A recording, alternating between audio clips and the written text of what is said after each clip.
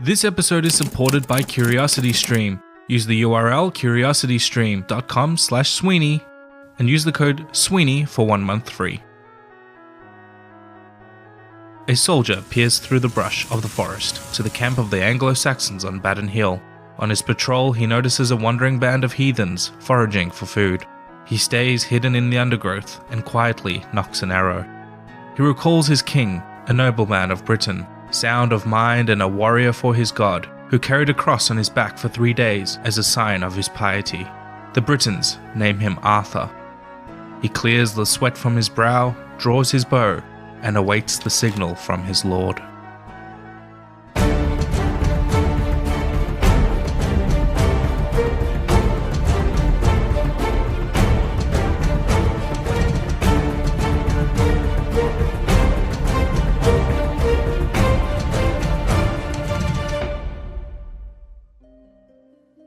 The small kingdom on these fair isles, within touching distance of the European continent, would have a profound impact on world history.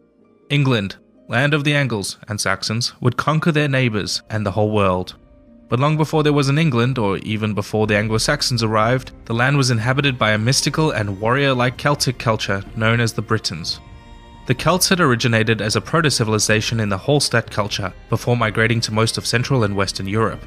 The Celts in Britain became what we now call the Insular Celts, divided into numerous tribes, most of whom were retroactively called Britons. Britannia was the ancient Greek word possibly meaning painted ones, although the residents of England probably called their land Albion. Rome conquered England over several campaigns, bringing with them fortified Roman-style towns, baths, aqueducts and circuses, and tons of roads. Roman life thrived in Britain, and the money paid to the station legions there contributed greatly to the British economy. Emperor Hadrian's Wall now stands as a symbol of the extent of Roman control over the world, but they did often control areas north of the boundary in modern-day Scotland. They ruled the area for more than 3 centuries, fighting periphery peoples such as the Picts and Scots in Caledonia, as well as rebellious tribes in the south, most famous of which was Boudica, the Iceni queen who plundered the Roman cities. She is seen as a hero in English folktales and a symbol of British resistance. During the late Roman period, the Romans often enlisted the help of Germanic mercenaries to protect their lands, mostly the Angles, Saxons, and Jutes of modern-day Denmark and Germany. Christianity also arrived during this period due to the interconnectedness of the empire, and St. Albion became the first British martyr killed for his faith. During the very messy Roman collapse, the legions of Rome were called out of Britain and its status as a province would effectively end at this date. The Anglo-Saxons took advantage of the Roman collapse and invaded the island in 449, under the leadership of 2 brothers, Hengist and Horsa. The invasion was a mixed success, but would spur a huge continued migration of the Anglo-Saxons to form the basis of the first foundations of England, as the name literally means land of the Angles. The Britons fought hard against the Germanics, which spurred the first example of British literary fiction in the tales of King Arthur, a British king probably based on many figures. English history only really begins with the invasion of the Anglo-Saxons, who established small kingdoms. They abandoned Woden, Thor, and Frey and adopted Christianity, establishing St. Augustine as the first archbishop in Canterbury. They did retain their language, which we now call Old English, a relative of Old Low German, Franconian, and Frisian, and also their top-down rule with the custom of local rulers as appointed by the king, such as earls and aldermen. One kingdom usually held influence over the others, and was sometimes granted the title of overlord.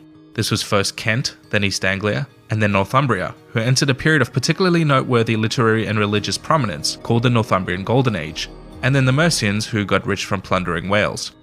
Northumbria and Mercia became rivals, and soon exhausted themselves to a point where the West Saxon Kingdom, or Wessex, came to fill the power vacuum. A notable king was Alfred the Great, who reformed Wessex's law, learning, trade policies, and created a standing army. This was mostly done in response to incursions by a brand new threat to the British Isles, the Vikings. The Vikings were Scandinavian cousins of the Anglo-Saxons, who slowly turned from traders to raiders, and who plundered the English coastline of unprotected and wealthy monasteries. The English called them Danes, as most of them were from Denmark, but some were from modern-day Norway as well. These Danes became a massive problem for the now Christian Anglo-Saxon kings, and plunged the whole island into chaos. The English generally believed they were a scourge from God, and spread fear of the brutality of the pagans. The Viking Danes would eventually land in Britain at the head of a great heathen army to conquer the island, but we'll come back to this story later. During both the Roman period and the Anglo-Saxon period, the invaders had to contend with the original inhabitants of Britain, the Celts, and continued to have border wars with these Celts in Scotland, Wales, and Cornwall. These were fierce Iron Age warrior-like people of mystical and enigmatic origin. To find out more about these people and how they arrived in Britain, why not check out this 3-part documentary over on CuriosityStream, hosted by the world-renowned Neil Oliver, to follow the history of the Celtic people and their remarkable migration to the British Isles from their homeland in ancient Austria. CuriosityStream is the best online streaming service for documentaries and other non-fiction content in history, science, and a whole lot more. The best part is you can watch the whole series or anything else in their library for free for 30 days by simply heading to curiositystream.com/Sweeney to get started. Continue your adventure into England's past and start watching today. Thank you everyone for watching. Please like and subscribe to see part 2.